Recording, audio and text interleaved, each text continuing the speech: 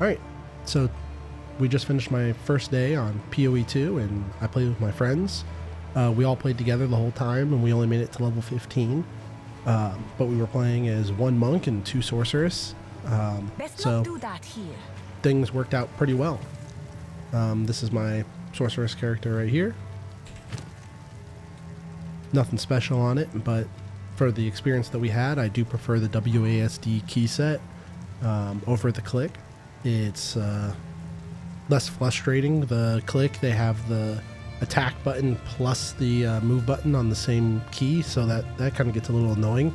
You could probably change it in your key bindings, but the WASD just works really well. Some of the things I've liked about the game is the mob density. It seems to be really well balanced for a standard difficulty.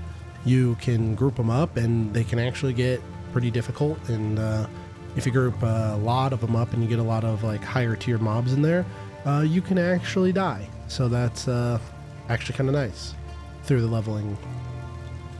So through the leveling, you can actually die, and it's not just super easy. Also, with playing with friends is a really cool feature, and that's over in the game. You can have default item allocation. You can set it to permanent allocation. This is so that when you're playing with other people, it just drops for you. I haven't really seen this in many other games. I don't normally play games like this, so I don't know how standard it is. So I am kind of new to this genre as well. For the most part, I played a little bit of Diablo 4, but that's really it for what I know about ARPGs. And so far, this game has been a lot better than Diablo 4. So there is that. There are some things that I wish the game would do better, like telling you what some of the stuff is. So I have a gem here that I just clicked on, and I can't use any of them. It says I need spirit. I don't really know how to unlock these, but I'm sure I'm going to figure it out as the game continues. And there's just a couple other things. I don't know what a regal shard is. It says stack 10 of them, but besides that, the game doesn't really tell me what they do. And same with a lot of these things. And then the scroll of wisdom, I think these things are useless because you can just come down here and talk to this guy and identify all your items for free. And I actually don't see the point in having either of these. It would be actually really nice if you just picked up the item and they were already identified. That wouldn't change my gameplay at all. It wouldn't take anything away from my gameplay. So I feel like this is just like an extra added step that doesn't seem to be too helpful. Just kind of a time waster, really. At least at this point in my game, I don't know how it would become important that I would not want to identify something versus identify it. The other thing about the game that I would like them to change is when you roll and dodge, I'd like to be able to do it through the enemies. Best not do that here. Because there are times when if you kind of get all the mobs together, if you happen to get stuck on like a little tiny twig or a tree branch, they can get you locked in place, and then you can't really do anything and you're stuck there. And if you're a sorceress like me, you don't have much damage mitigation, and you kind of just die because you're stuck. It wasn't your intention to get stuck there, and you didn't know that that little twig was gonna not allow you to pass over it. So it would be nice to be able to roll through the enemies, and it's not something you can necessarily, too crazy spam, because it does kind of slow you down at the end, and it would just be something that'd be pretty nice. And lastly, the only thing I've noticed about the game, being this early in it, is the skill tree. I know I've heard a lot of things that people are like, oh, it's super complicated. It doesn't seem that complicated. I mean, I don't know if I'm doing it right, but at the moment, I've kind of just gone with mana,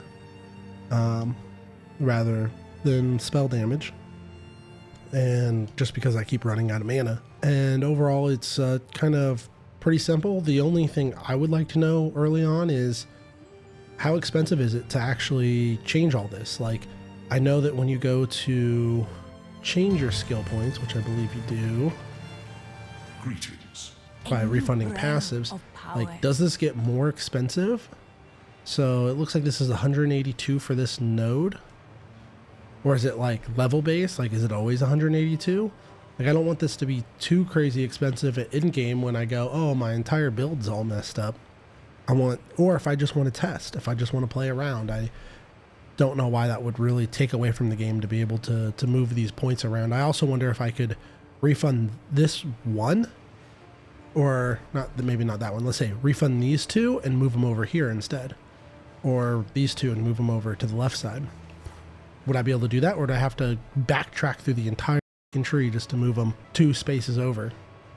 That seems kind of aggravating if I have to do that, but I mean, it is supposed to be, you're supposed to kind of know what you're doing, which is also kind of annoying considering you can't really know what you're doing. It's not super difficult, but there's too many options to be able to know what you're doing. So the only thing I'd like to see is I'm hoping when I get to end game and I want to start actually refining a build, that it's not going to cost me an arm and a leg to adjust some of these points.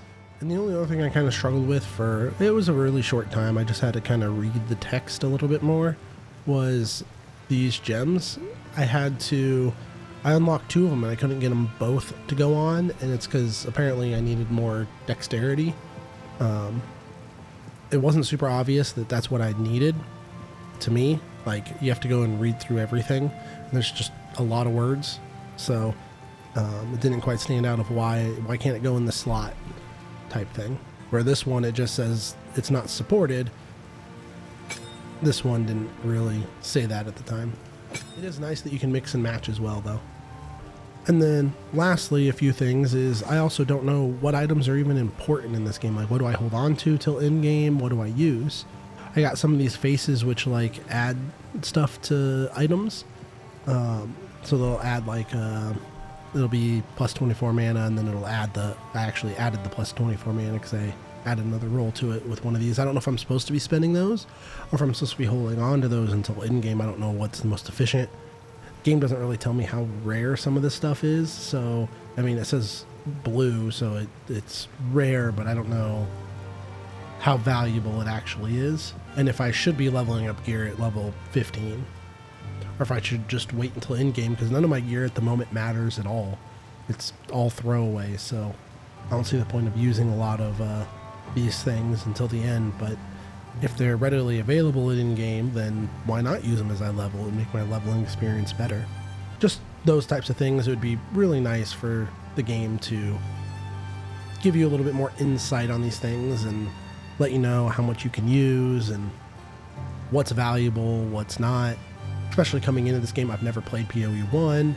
I never really played Diablo 2 or pretty much any of the Diablos except for a little bit of Diablo 4, like I said.